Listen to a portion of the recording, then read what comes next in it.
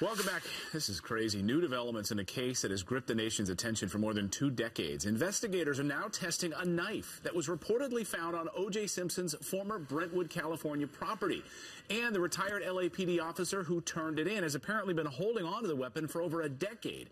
Could this new finding change the controversial case? Here to weigh in, forensic pathologist who testified at the trial, Dr. Michael Baden, and attorney Eric Guster from the law side of this. All right, guys, let's dive into this. So this knife, first of all, people are questioning whether or not, even if, well, they find it 20 years later, it's been in dirt or something, could it hold any kind of forensic evidence? Yes, a knife that's buried can still hold lots of evidence, especially this kind of a folding knife, because the interstices in the handle that will hold on to little bits of blood, for example, if it's there, even with all the weather conditions. And DNA is very stable, and if there's any blood there, they'll be able to find DNA. From the law side of this, you think that this is convenient, a matter of timing. Why?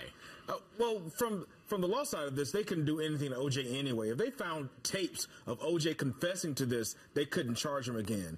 But it's very convenient with the FX series that's come out that all of a sudden this knife appears, and people are still intrigued by this trial that gripped the nation 20 years ago. It's amazing because if you have, well, let me put up the Goldman family statement here. Until the LAPD completes its investigation of the recovered knife, the validity of the knife as it relates to Ron and Nicole's murder is purely speculative. It's not a shock to our family that stories like this are making headlines again.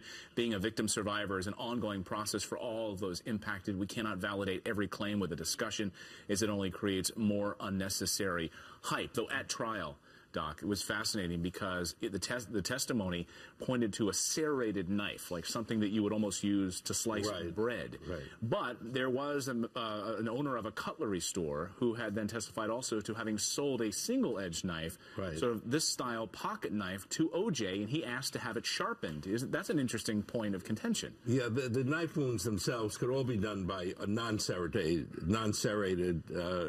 thin blade. And I think there were many knives that were found in bushes and other places in Brentwood that were brought in, were tested. None of them panned out. And the first thing that's looked for when you get a knife like this is, does it match the stab wounds in the body, the length, the width, the thickness of the stab wounds? And I'm sure the police and the crime lab has done this already. And that's the first step in ruling out whether or not, ruling in or out, whether it's possible.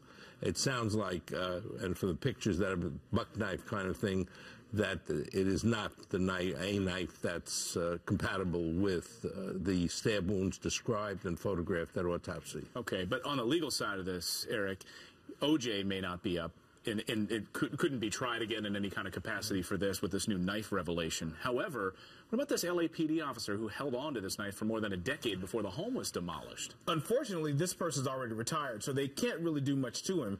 But it shows that some officers just don't care. He had possible evidence. He knew it was possible evidence because he asked a friend to get the case number from O.J.'s case to put on the knife. So it shows that he did not have any regard for what really was the legal thing. What do you make of that? Do you think it was like a souvenir? It was a souvenir. He took it home as a trophy. He thought it may have had something to do with the case, and he held on to it until someone ratted him out. Final word. Yeah, as Eric said, it's amazing how many people take trophies from famous cases. We have cases with police, with doctors, with medical examiners, with judges holding on to evidence in a trial because it's a nice trophy to show to friends, to talk about, and it's illegal, it's immoral, it's unethical.